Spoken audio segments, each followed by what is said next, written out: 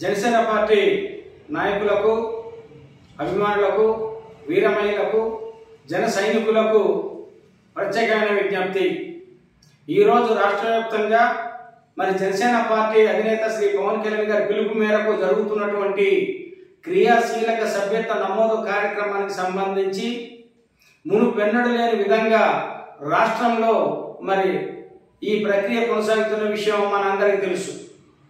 ఎందుకంటే జనసేన పార్టీలో ఉన్నటువంటి అభిమానులు కావచ్చు, నాయకులు, కార్యకర్తలు కావచ్చు, లేదనుకుంటే జనసేన పార్టీకి అభిమానించేటువంటి ఓటర్లు సైతం కావచ్చు, ఏదైనా ప్రమాదవశత్తు వాళ్ళకి జరగకూడనటువంటి నష్టం ఏదైనా జరిగితే ఆ కుటుంబాలకి ఆర్థిక భరోసా ఉండాలనే ఒక మంచి సంకల్పంతో పవన్ కళ్యాణ్ గారు 2000 రూపాయలు సంవత్సరానికి చెల్లించే విధంగా ఆలోచన చేసి 1500 రూపాయలు పార్టీ నుండి జనసేన పార్టీ అధ్యక్షులు పవన్ కళ్యాణ్ గారు చెల్లిస్తూ ఉంటే కేవలం 500 రూపాయలు మనం చెల్లించి 5 లక్షల రూపాయల ప్రమాద బీమాకు ఈరోజు మనం ఎలిజిబిలిటీ సంపాదిస్తున్న విషయం మనందరికీ తెలుసు.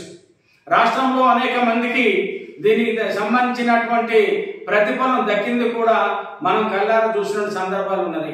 అవిటివాళ్ళు అయితే 2.5 లక్షలు, ఏదైనా హాస్పిటల్లో చికిత్స పొందితే ఆ ఖర్చులు జరిగినటువంటి దానికి 10,000 రూపాయల నుంచి 50,000 రూపాయల వరకు రీఎంబర్స్మెంట్, ఆ రకంగా ఉన్నటువంటి ఒక చక్కటి బృహత్తరమైనటువంటి కార్యక్రమం ఇది. ఈ కార్యక్రమానికి సంబంధించి గత సంవత్సరం మన పాడేరు నియోజకవర్గంలో కేవలం 863 సభ్యతలు మాత్రమే చేయగలిగాము.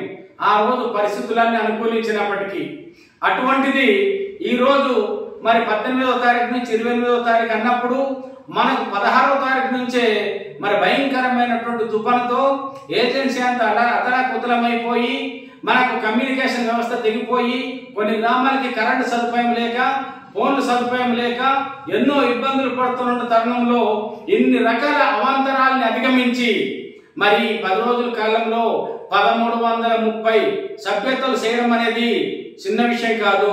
ఇది చాలా గొప్ప విషయం, చాలా పెద్ద విషయంగా మనమంతా పరిగణలోకి తీసుకోవాలి. ఈ రకమైనటువంటి అననుకూలత సమయంలోనే 1330 సభ్యతలు చేసాము అనుకుంటే వివిధ నియోజకవర్గాల్లో ఉన్నటువంటి వేరు వేరు కారణాలతో ఆ నియోజకవర్గాల రిక్వెస్ట్తో పవన్ కళ్యాణ్ గారు మళ్ళీ వారం రోజులు పొడిగింపు, అంటే ఆగస్టు 5వ తారీఖు దాకా రెన్యువల్ చేసుకోవడానికి కానీ, కొత్త సభ్యత్వం పొందడానికి కానీ అవకాశం కల్పించిన విషయాన్ని మనందరికీ తెలుసు. కాబట్టి ఈ అననుకూలమైనటువంటి భయంకరమైన తుఫాన్ సమయంలోనే 1330 మనం చేసాము అనుకుంటే ఇప్పుడు వర్షాలు తగ్గింది, ఎండలు కాస్తా ఉన్నది. ఇది వ్యవసాయ సీజన్ అయినప్పటికీ కూడా భరోసా కల్పించేటువంటి ఒక బృహత్తరమైనటువంటి కార్యక్రమం కాబట్టి కనీసం మనం 3,000కి టార్గెట్ గా పెట్టుకొని ప్రతి వాలంటీరు ప్రతిష్టాత్మకంగా పనిచేయాల్సిన అవసరం ఉన్నది. ప్రతి జన సైనికుడు దీంట్లో భాగస్వామ్యం కావాల్సిన అవసరం ఉన్నది. ప్రతి వీర మహిళ భాగస్వామ్యం కావాల్సిన అవసరం ఉన్నది. ప్రతి అభిమాని భాగస్వామ్యం కావాల్సిన అవసరం ఉన్నది.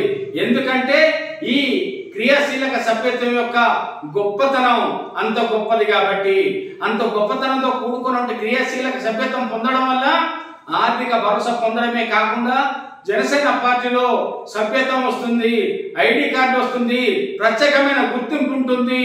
కాబట్టి గౌరవప్రదమైనటువంటి రాజకీయాల్లో భాగస్వామ్యం అయ్యేదానికి కావచ్చు, కుటుంబానికి ఆర్థికంగా తోడ్పాటు అందించే విషయంలో కావచ్చు, కుటుంబానికి భరోసా కల్పించే దాంట్లో కావచ్చు, ఈ క్రియాశీలక సభ్యత్వం తాలూగా ఆవశ్యకత, అవసరాన్ని గుర్తించి మనం ఈ ప్రతికూల సమయంలోనే 1330 చేసాం కాబట్టి అనుకూలమైన సమయం ఏర్పడింది.